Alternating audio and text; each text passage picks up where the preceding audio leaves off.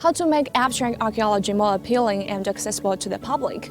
Recently, the Chongqing Institute of Cultural Relics and Archaeology has planned a archaeology-themed study tour for teenagers, and has invited them to a very important archaeological site in China, Diaoyucheng. Having withstood 36 years of aggression, Diaoyucheng, a fortress built in the Southern Song Dynasty, has created a wonder in the World War history. Even after decades of excavation, so many mysteries have not been fully revealed yet.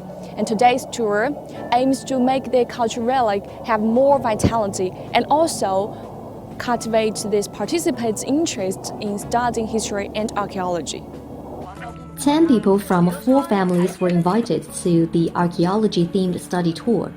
The special tour was conducted with a focus on dilapidated walls, old stones and ordinary-looking locations rather than the photogenic spots normally favored by tourists.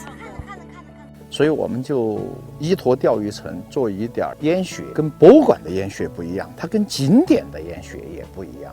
因为博物馆的研学的话，事实上是文物已经离开它的环境了，还有很好的环境的支撑。所以在这个过程中，我认为它不是对小孩的一个教育，它是一个感受，让它沉浸在这里边，慢慢润出来的，这才是文化。In 2018, the ruins within Diaoyu City were listed among China's top 10 archaeological discoveries.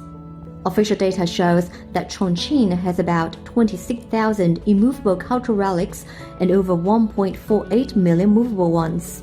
Other than the study tour, Chongqing has made other efforts to promote the charm of history and culture,